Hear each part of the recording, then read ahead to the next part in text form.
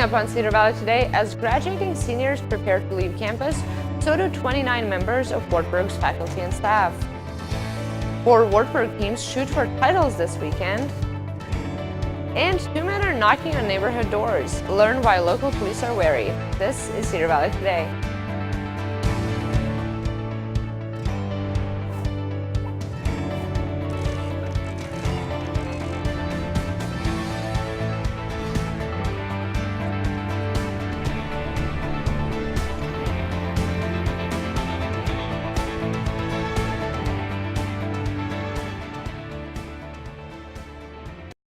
Hello and welcome to Cedar Valley Today. I'm Christine Alexander.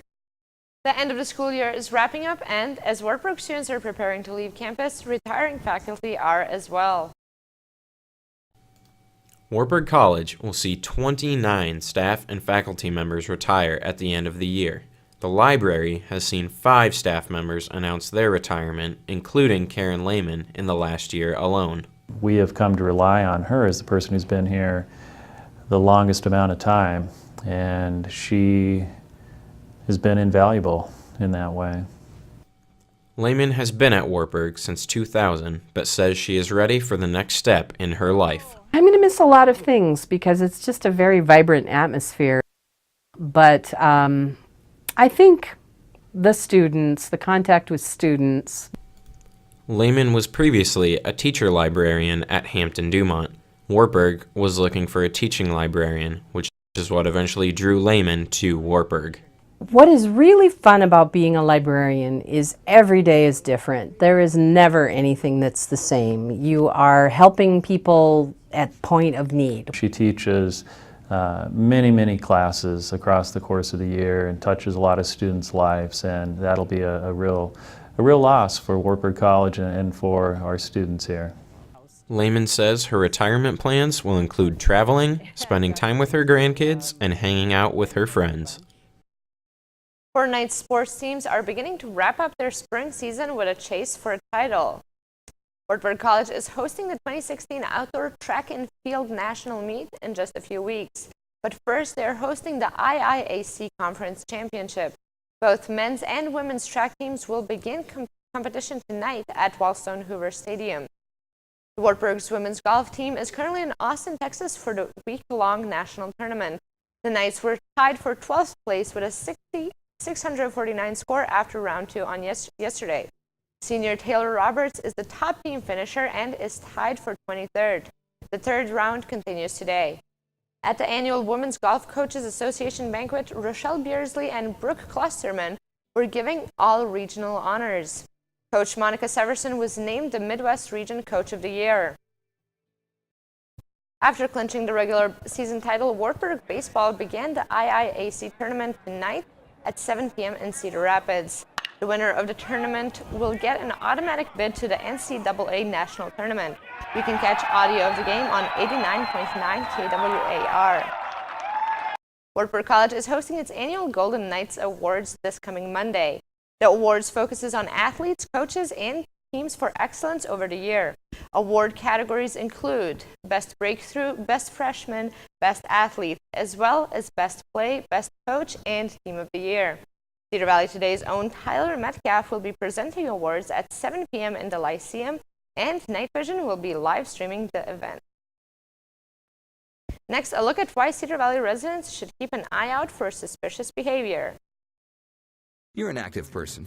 You always want the best from your body. And when an injury slows you down, you turn to the best.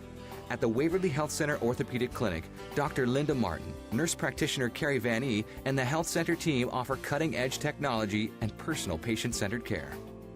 Knee and hip injuries, muscle strains and tears, no matter what sidelines you.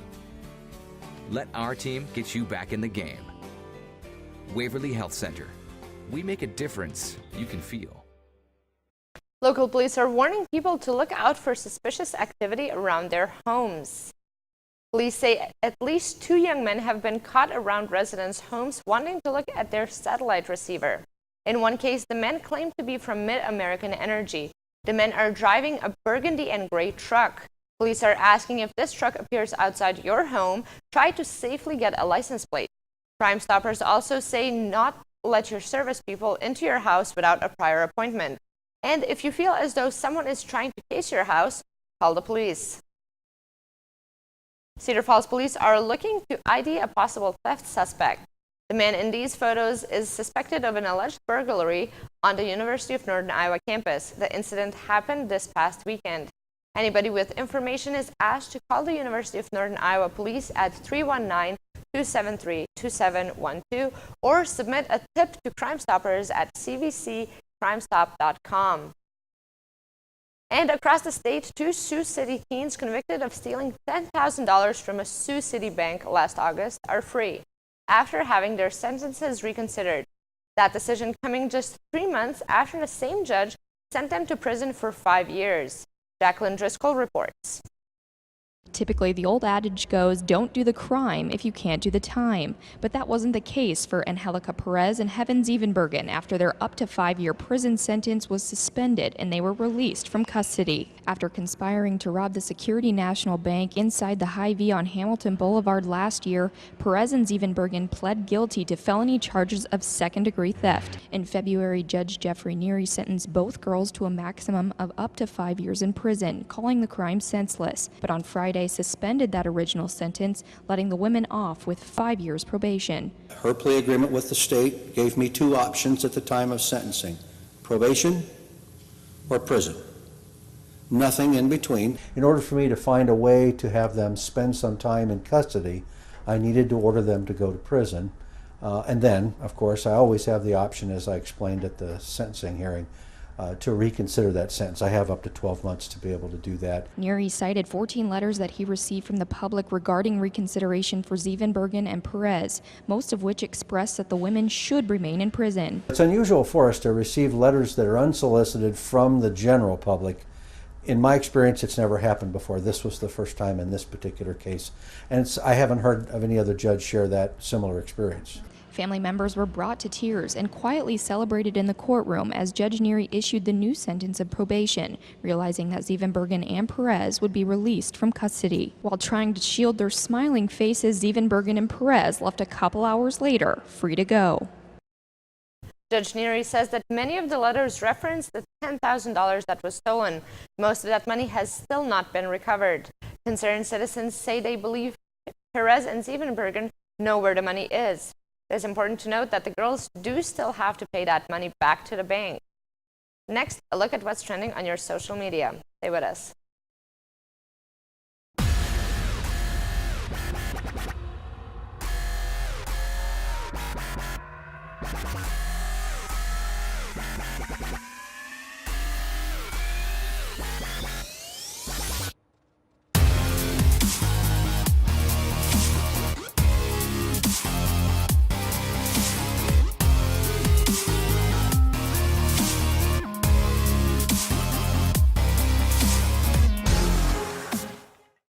And now for what's trending in the Cedar Valley. Community Main Street of Cedar Falls is holding a survey to get feedback from its shoppers. Community members can suggest new products, services, or businesses they would like to see added to the downtown area. The survey can be found at Cedar Falls Downtown's Facebook page. WSR students were able to explore science and technology professions at Project Lead the Way at Hawkeye Community College.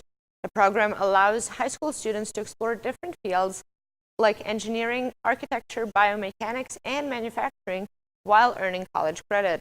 The students are also trained in current technology and participate in hands-on projects. The construction of the Waterloo Public Library is officially done. The Hive, their newest creative space, will have a grand opening today from 4 to 6 in the afternoon. The library staff will be there to demonstrate all the different kinds of equipment the Hive has. A Wartburg committee has been nominated for an award. The MLK Week Planning Committee is one of the 11 nominees of for the Iowa Campus Compact Student Leadership Award. The voting goes on until May 26th, and all students are encouraged to click on the link and help Wartburg win. And now a look at your local weather.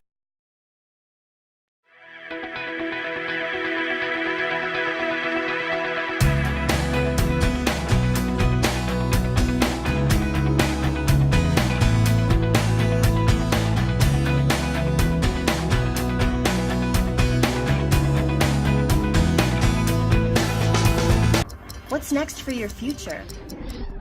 Will it be worth it? Will it lead you on a journey of discovery? To embrace your passions Unlock your potential? and realize your purpose. With Wartburg, you can. And you will, because you are worth it. Wartburg. Worth it. Schedule your campus visit and learn how Wartburg is worth it at wartburg.edu/worth it. Hello from the design team at Gotcha Covered. Whether you are looking for simple window treatments for privacy or light control, or elaborate custom designs to add beauty and value to your home or office, Gotcha Covered has the solution for every window. Call today to schedule a free, no-obligation consultation in the convenience of your home or office. We proudly serve the Cedar Valley, and we look forward to taking care of your window treatment needs, regardless of your style or budget. We're getting a first look at the 6 new elephants at the Wichita Zoo in Kansas. The elephants are from Swaziland. They were part of a group of 17 elephants that had to leave the drought-stricken country for the U.S. Reporter Ashley Arnold gives us a sneak peek at the new exhibit. They're just a special animals to work with. To me, they're like old souls. And now they're in their new home. Join with Stephanie, ready to begin fresh at the Sedgwick County Zoo. I think it's fantastic. This is just so much bigger than their old exhibit was, and it's going to be great for the elephants. The 6 new elephants have been here just under 2 months, getting used to one another and, of course, getting used to their brand new home.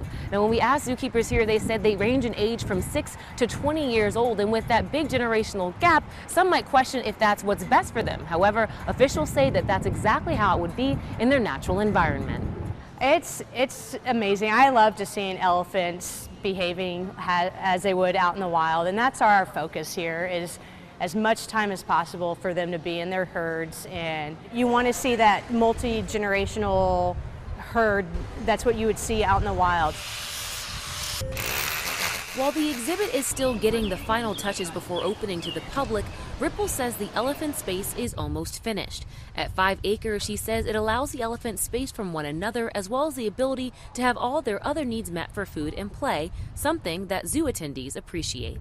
I think it's awesome. No, most people don't think that zoos do those things. You think, oh, we just go and see the animals, where they're actually taking time to breed them and run them together and give them a nice experience that they wouldn't have otherwise.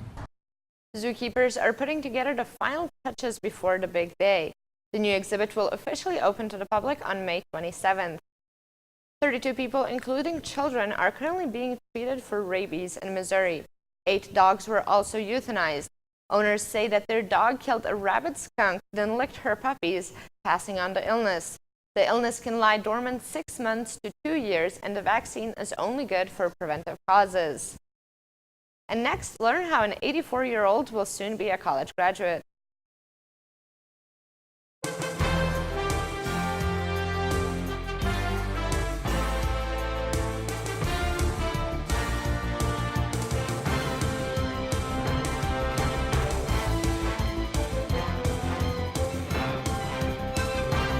As Wartburg alumni, we're proud to support Knights Athletics.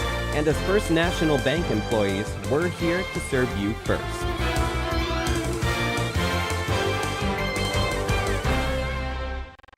When it comes to learning, it's never too late. An Illinois man graduated from college earlier this week at 84 years old. Jerry Pollard got his bachelor's degree in history from Northeastern Illinois University, and he's doing so with highest honors. Pollard took 1 class per semester for 16 years to reach his goal. I had no hobbies. I didn't know what I was going to do, so I thought, well, I'll go back and get the education that I should have got 50 years earlier. Graduating college is not the only challenge the 84-year-old took on. He recently tried to scale Mount Everest. He wanted to make it to base camp 1 at 18,000 feet, but was forced to stop at just under 15,000 feet, which is still pretty impressive. So what's next for Pollard? Well, he says he's looking at medical school. He's already enrolled in a class for next semester. Thanks for watching our last Cedar Valley Today show. Be sure to like us on Facebook and follow us on Twitter. Have a great day, Cedar Valley.